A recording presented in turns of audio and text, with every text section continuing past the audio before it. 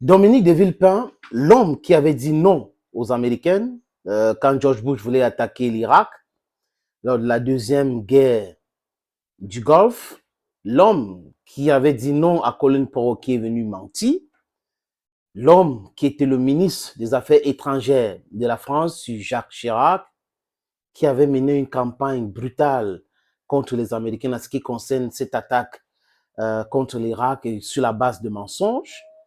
Mais après, l'homme qui fait partie de cauchemar de l'histoire de la Côte d'Ivoire récente, de l'histoire de l'Afrique, oui, vous rappelez-vous de la crise électorale et la guerre civile en Côte d'Ivoire, la rébellion en Côte d'Ivoire, pas la guerre civile, la rébellion en Côte d'Ivoire créée par la France et ces gens-là. Bon, c'est toujours les gens qui peuvent être cohérents ici quand ça les arrange et incohérents quand ça les arrange pas. Mais depuis qu'il est en retraite, et depuis la disparition de son mentor, il reste un diplomate pragmatique. Voilà le mot, je cherchais le mot, pragmatique. Dominique de Villepin, le contraire de ce que dit François Hollande, qui me semble être un vassal corrompu des Américains, tient un langage de vérité comme Nicolas Sarkozy, depuis un bon bout concernant la France en Afrique. Parce que si on part regarder d'autres choses que ces gens-là ont fait, ce sont des criminels aux yeux du peuple africain. Mais seulement, les amis, quand il y a le désordre dans leur camp, utilisons cela pour mieux les achever, les déstabiliser davantage et pour les chasser chez nous. De Villepin dit, les amis, que c'est intenable la position de la France actuelle. C'est intenable la position d'Emmanuel Macron actuelle. Parce que le temps passe, Tiani a son emprise sur le pouvoir au Niger. Il est l'homme fort, il est le président, il y a un nouveau gouvernement, les gouverneurs ont été nommés, donc il n'y a rien à faire. La stupidité macronique est en train de pousser la France vers l'océan, vers l'inconnu. Il se balade avec les bateaux pour charger les armes, pour déposer les armes en Côte d'Ivoire, déposer les armes au Sénégal, déposer les armes au Bénin pour la déstabilisation du Niger, mais ça ne va pas prospérer. C'est le Bénin qui sera déstabilisé. Si les éléments sortent du Bénin pour aller déstabiliser le Niger ou attaquer le Niger, le Bénin sera déstabilisé. Donc, les Béninois, la jeunesse béninoise qui regarde cette vidéo, mettez la pression et chassez ce monsieur au pouvoir. Oui, tôt ou tard, ce n'est pas immédiat, mais mobilisons-nous pour chasser tous ces gens-là au pouvoir. J'ai dit tous ces gens-là, sans exception. Ne me posez pas la question que dans votre pays, tout ça, il faut qu'ils partent. Et je le dis ça depuis la nuit du temps. Donc, les amis, de Villepin dit clairement qu'on n'a pas besoin, la France n'a pas besoin d'Emmanuel Macron pour négocier avec le Niger. Et elle explique clairement qu'il y a des canaux diplomatiques, des discussions, qu'on n'a pas besoin de l'aval d'Emmanuel Macron, on n'a pas besoin de Colonna. Les militaires peuvent discuter, les gens, il y a toutes ces choses-là. Et quand vous l'écoutez, vous comprenez que il ne comprend pas comment Macron peut insister que Sylvain Ité reste au Niger. Il est inutile au Niger. Il est en prison au Niger. Les militaires français au Niger sont pratiquement en prison. Il y a une vidéo qui circule, les amis, de pain destiné à l'armée française au Niger qui a été interpellé par les militaires ou la police, disons ça comme ça, nigérienne. La police nigérienne a stoppé cela, vous vérifiez tout ce pain-là. Donc, regarde la souffrance dans laquelle ces gens-là se trouvent. C'est une misère créée par Macron. Une misère macronique, macronisante. Parce que le gamin pense qu'il est fort, il est intelligent, il est plus intelligent que tout le monde. Il impose des choses et les autres suivent. Et aujourd'hui, il y a certaines voix qui s'élèvent en France pour demander à Ité de rentrer en France. Parce qu'en France, il sera en liberté. Au Niger, il est en prison. Il est persona non grata. Et que vous ne pouvez pas prétendre venir vous installer chez les autres pour combattre le terrorisme. 13 ans, 14 ans, 20 ans après, vous êtes toujours là. Dans le 21e siècle, ce n'est plus tenable. Raison pour laquelle les Maliens les ont accueillis dans leur pays il y avait la liesse. Vraiment, les gens étaient dans la rue ou dans les rues pour soutenir la présence française au départ. Mais les Maliens ont compris, pour parler du Mali, que c'était de l'escroquerie. 10 ans après, rien n'a changé, la situation n'a pas évolué, mais l'armée malienne était interdite de circuler dans son propre pays. Et les Maliens ont décidé que la France doit partir. Et la France a plié bagage.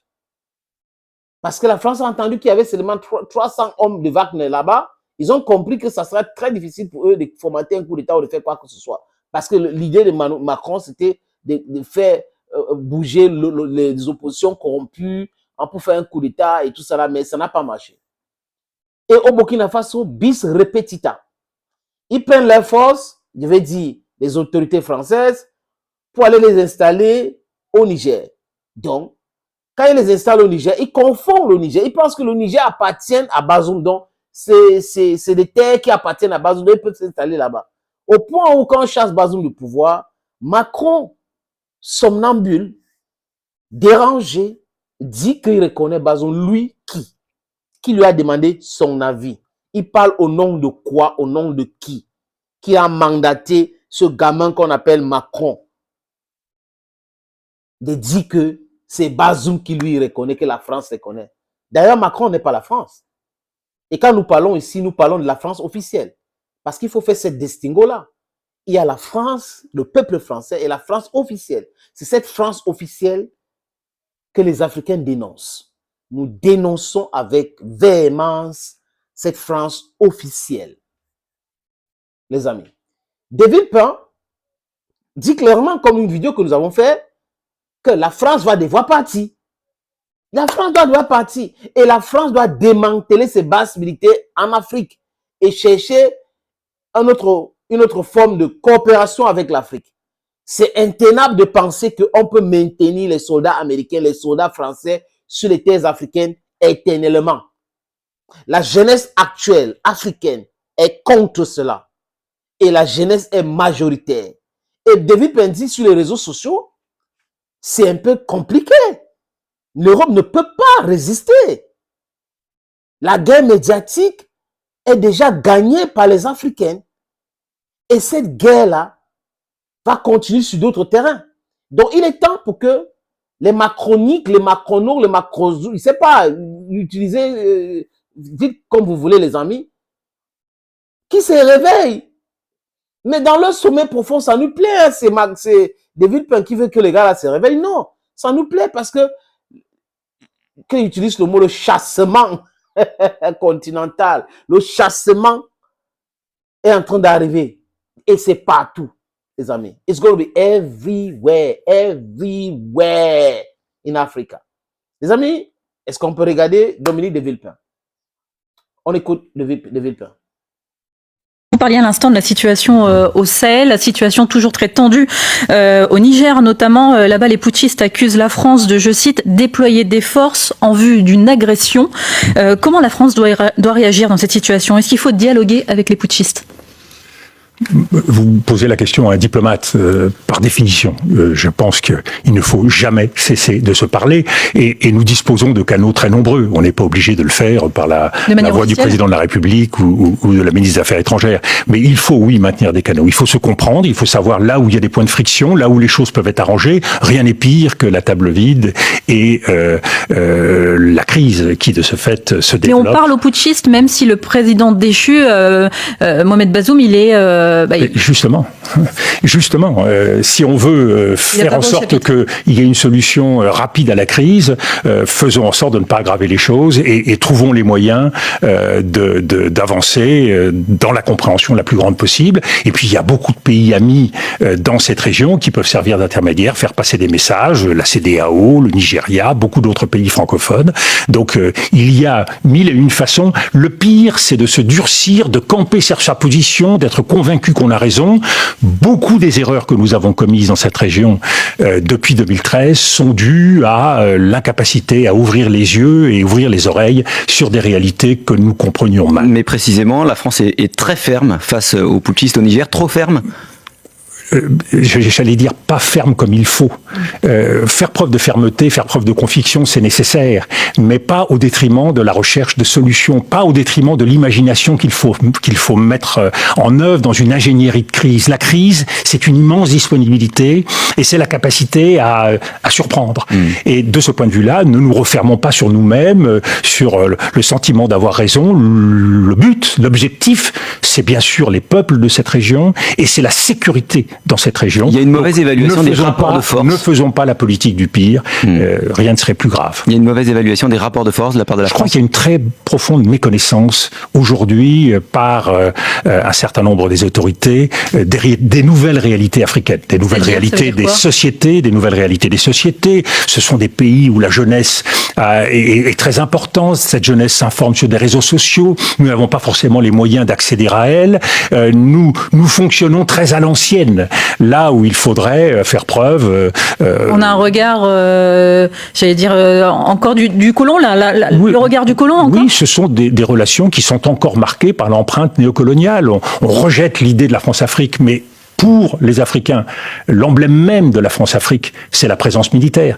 Nous il faut y renoncer. Pardon ? Il faut y renoncer. Les 1500 militaires au Niger doivent partir. Mais la présence militaire ne peut pas se faire sur ce mode-là, ce mode traditionnel, c'est-à-dire le mode des interventions, le mode des bases. Tout ceci est dépassé.